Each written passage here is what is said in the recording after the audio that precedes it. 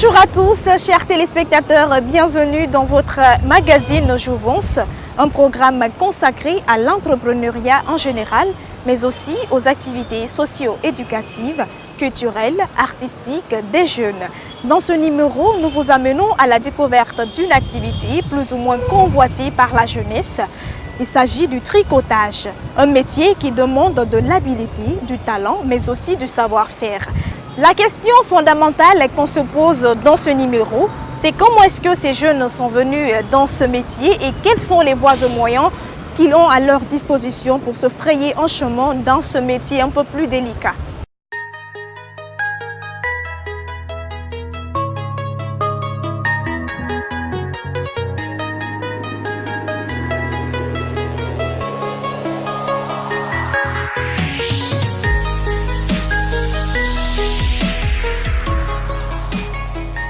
Âgée de 23 ans, Kadiatou Kondé, passionnée de mode, apprend la couture en 2014 alors qu'elle faisait la terminale.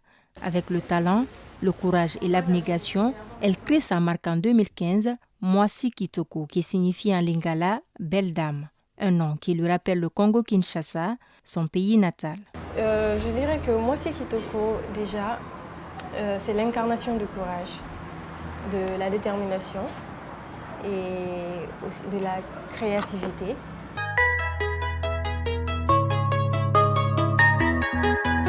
De l'artisanat à l'art, le bricolage, une activité qui permet à beaucoup de jeunes de subvenir à leurs besoins, de se prendre en charge. Je confectionne des colliers à base de paille africain avec des boutons. Et aussi je fais des habits, des tenues pour hommes, femmes, des enfants, et des accessoires, des sacs, des parures que je fais avec du pain.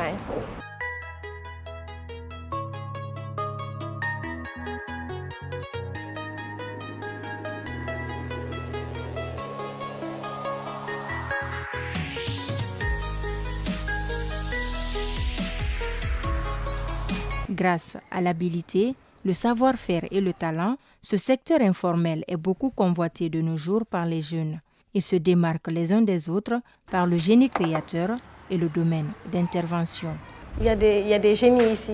Mais comme je le disais tout à l'heure, il y a des gens qui manquent de moyens.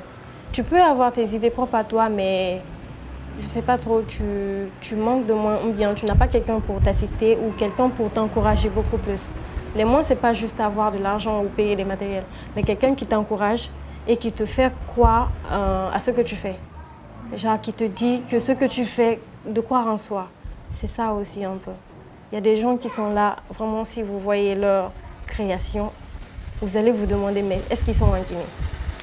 Lors des défilés, je rencontre beaucoup de gens qui sont vraiment bien, qui font des bons boulots. Le tricotage implique esthétique et délicatesse, crée du style dans l'habillement, la confection des chaussures avec des perles, mais aussi l'habillage des sacs et chaussures avec du textile.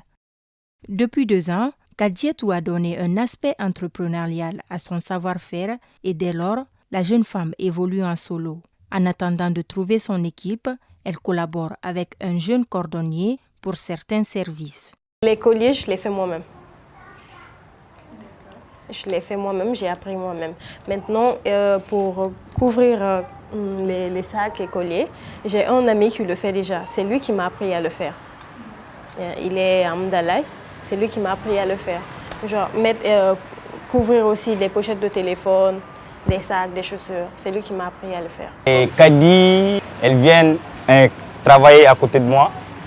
Elle me donne des commandes pour les sacs et des chaussures aussi, parce qu'elle fait les colliers et les boucles d'oreilles. Vous comprenez? Et des barrettes comme ça. Voilà, maintenant, donc elle a décidé de me rencontrer. Là, moi, je vais faire des sacs pour elle. Donc, on a un peu travaillé. Là, j'espère qu'elle gagne aussi un peu de clientèle. Au même titre que Kadiatou, Diaouné explique sa vie de cordonnier et ce qui le lie à Mwasi Kitoko. Je trouve ça très joli parce qu'elle est jeune aussi, elle est courageuse. Donc, autant de collaborer, autant de compréhension, autant de création aussi. Et c'est vous avez vu. Donc, j'espère qu'on pourra évoluer ensemble. Donc, faire beaucoup de business à part de ça. s'il y a l'évolution. Vous avez vu? Donc, je l'encourage très bien aussi. Elle aussi, elle est jeune, mais elle a eu le courage, donc l'expérience de créer une créativité. Mais étant seule, on ne peut pas tout faire ensemble, en même temps. Donc j'essaie de me focaliser sur quelque chose.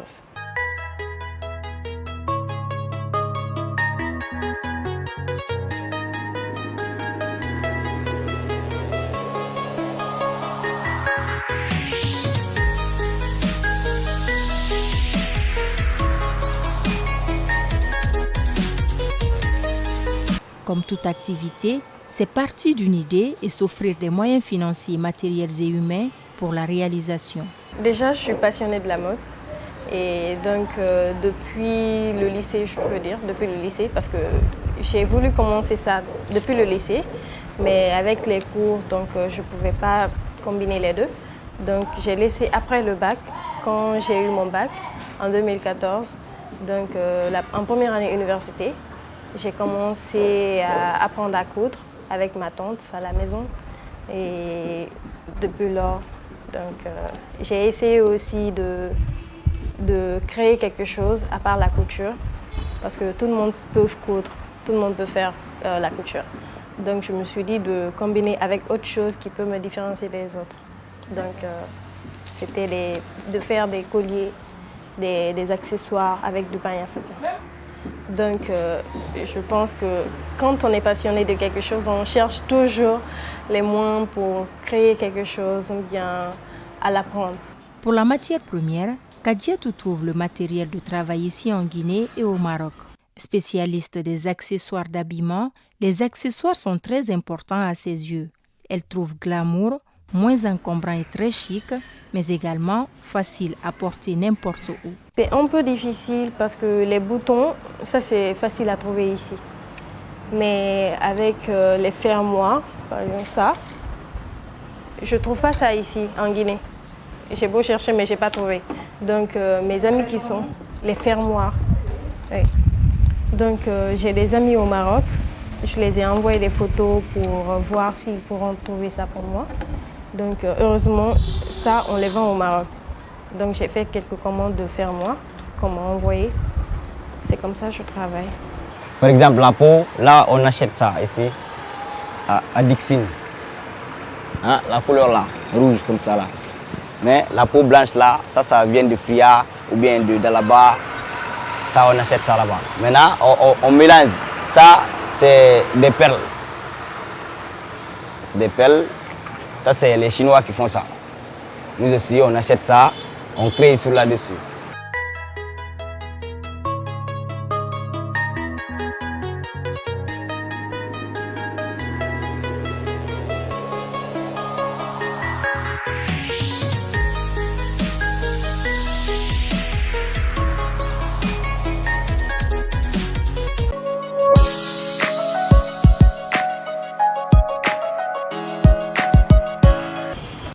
Puisque nous parlons de talent, nous parlons d'habilité, nous parlons de savoir-faire, chers téléspectateurs, ils sont nombreux aujourd'hui, ces jeunes qui s'orientent vers le tricotage avec un champ différent bien sûr.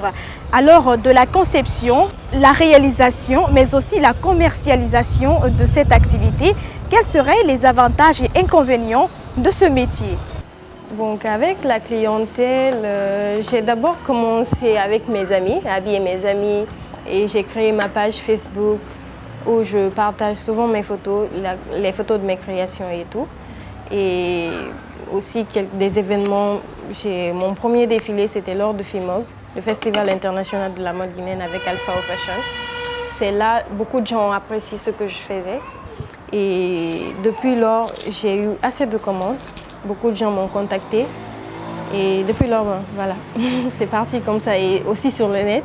Sur l'Internet, les gens voient un peu ce que je fais et on me fait des commandes à travers là. Les entrepreneurs ne sont pas uniquement ceux qui inventent, qui sont dans le formel. Ce sont aussi ceux qui donnent un enjeu artistique, économique et social aux activités. Au fait, la mode pour moi, je dirais que c'est un univers parce que c'est vraiment vaste. Il faut vraiment avoir l'idée de créativité.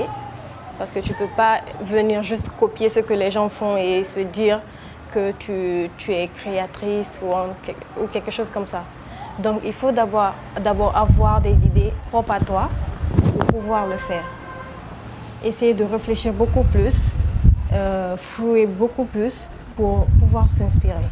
Les chaussures en cuir et en perles, en l'occurrence, sont d'une importance capitale pour les Guinéens et les étrangers. Ces objets ressortent sans doute les vraies valeurs de la culture africaine. Les gens viennent, quand je travaille aussi, les gens apprécient, vous comprenez? Il y a d'autres aussi qui viennent apprécier, même s'ils n'achètent pas, mais ils me disent que c'est du beau. Est-ce que vous comprenez? Que c'est de l'art. Donc ils m'encouragent. Maintenant, ça donne l'argent tous les jours, le petit l'argent, il n'y a pas de manquage de l'argent.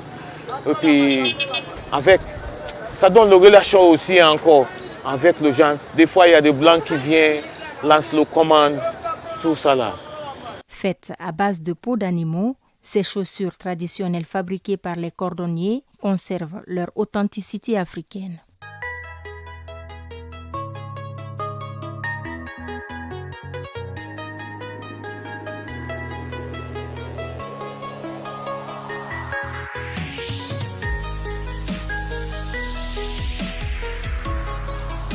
Dans le processus d'engagement et d'affirmation, tout n'est pas rose. Les difficultés sont grandes, comme l'expliquent les concernés. J'achète le matériel quand même, mais ce n'est pas facile pour avoir le matériel ici. Mais par exemple, le caoutchouc là, ce qu'on fait avec, c'est le tapis qu'on enlève dans le mine, le gens qui fait le mine. Là, comme là où on fait le bauxite là. Voilà, l'ancien tapis dans le conveyeur qui roulait le bauxite. Maintenant, c'est le restant, ce qui est gâté quand on enlève maintenant, c'est ça on prend, on plie, on met en bas. Parce que le pinot, ce n'est pas garanti.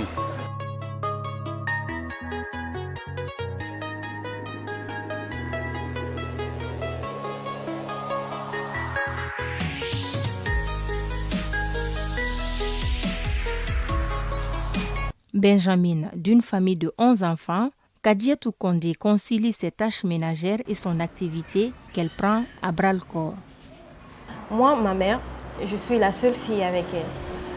Elle craint beaucoup pour moi, même des fois des défilés la nuit quand on nous invite au défilé, parce que ça se passe le plus souvent les nuits. Au début, je partais avec mon cousin ou bien mes amis de classe à qui elle a confiance et tout ça. Mais elle voit vraiment que ça évolue bien, les gens me contactent, elle voit que des bonnes personnes derrière moi. Donc elle n'a plus peur pour moi. Genre pour dire que si ma fille sort, elle part faire de n'importe quoi après son travail. Non, c'est parce qu'elle a confiance en moi, qu'elle me laisse faire, qu'elle me laisse aller dans ces événements, quelle qu'en soit l'heure. Et je reviens toujours à la maison après mon boulot, après mon travail. À l'instar de Kadiatou et Diaouné, ce couple artisan confectionne et revend sur place les chaussures à base de tapis et perles. De la matière première au produit fini, un long processus riche en couleurs. Bon, le carton pareil comme ça, on achète le carton en coupe. Comme ça, par exemple, ça c'est 42, ça c'est pour homme. On coupe ça, après on colle avec le tapis, on emballe, après on cousit. On fait le code aussi, même chose. Après, on fait le montage. Après, on met le tapis.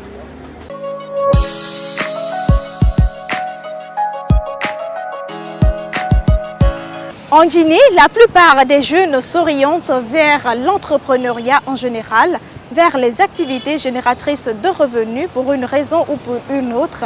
Mais dans ce numéro-ci, on se demande quel serait le réel visage de l'entrepreneuriat dans le cadre du tricotage. Quels seraient les points convergents?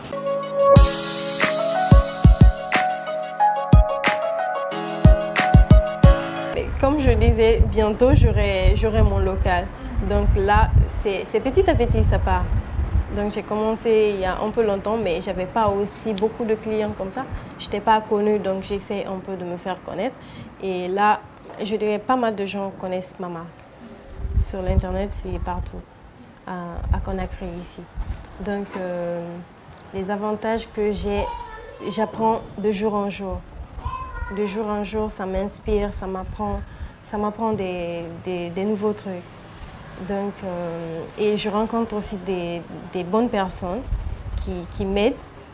Je ne sais pas si je vais citer les noms ou pas. Qui m'aident beaucoup dans ce que je fais. Dans ça, j'avais construit, acheté de voitures. Présentement, j'ai une voiture Ford, ça c'est la clé. Tout ça, ça vient dans ça. Et puis j'ai eu beaucoup de relations. Mais parce que parfois, quand le saison de tourisme vient, nous on voyage, on va comme ça par exemple à Gambie. Maintenant, on a beaucoup de relations avec le blanc. Dans la concession de mon papa ici, j'ai pu faire une chambrette et j'ai pu gagner une moto pour mes déplacements, quoi, vous comprenez, pour aller chercher des matériels ou bien faire des dépôts s'il y a les commandes, voilà, ainsi de suite.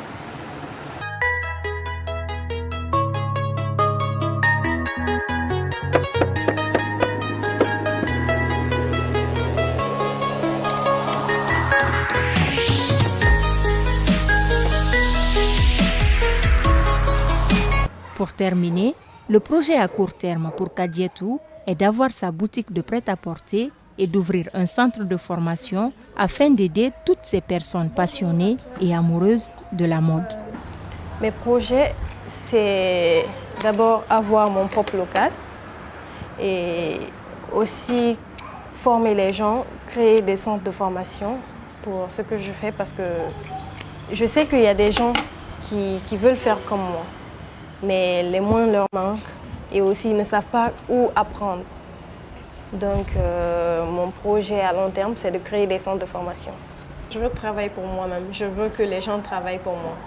Je veux être indépendante.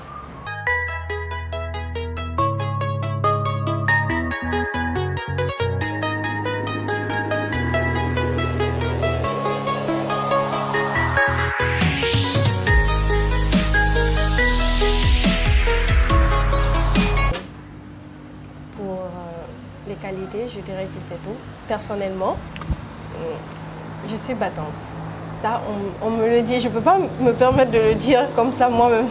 Mais ce que les gens me disent le plus souvent, que je suis courageuse et je suis intelligente. Oui. Parce qu'on dit qu'il faut vraiment avoir la tête pour réfléchir, pour aller au-delà de soi. Pour ne pas faire comme tout le monde. Donc, je suis belle. Tu es belle? Oui.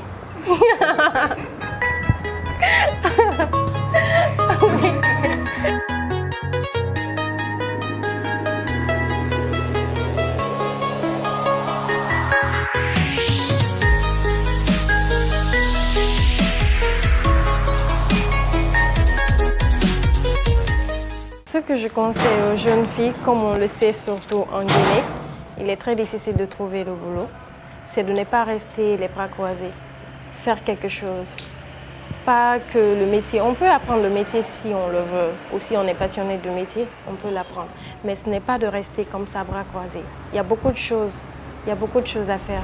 C'est pas seulement coudre ou coiffer, apprendre à coiffer ou faire le commerce. Il y a beaucoup de choses à faire. De ne pas attendre l'aide de quelqu'un, surtout, et de commencer dès maintenant les activités, s'ils ont déjà des idées ou leurs projets en tête, de les commencer dès maintenant. Parce qu'il n'y a pas de moment idéal pour commencer quelque chose. Tous les moments sont bons pour les commencer. Je leur demande de prendre le courage, foncer vers ceux qui ont quelque chose dans la tête, pour pouvoir être formés aussi. Quand ils seront formés, c'est pas forcément ils vont gagner le tout, mais ils vont pouvoir vivre aussi, quoi. On dépend d'eux-mêmes, même si il n'y a pas la recherche, mais tu auras à manger tes besoins quotidiens. Donc, je l'appelle tout jeune de s'approcher à nous, quand même. Vous comprenez? Nous, on est prêts pour former, mais c'est les moyens qui nous manquent. Et des lieux, par exemple l'école, l'établissement. Mais dans l'avenir, moi, j'ai l'idée, si j'ai les moyens, je ferai ça un jour.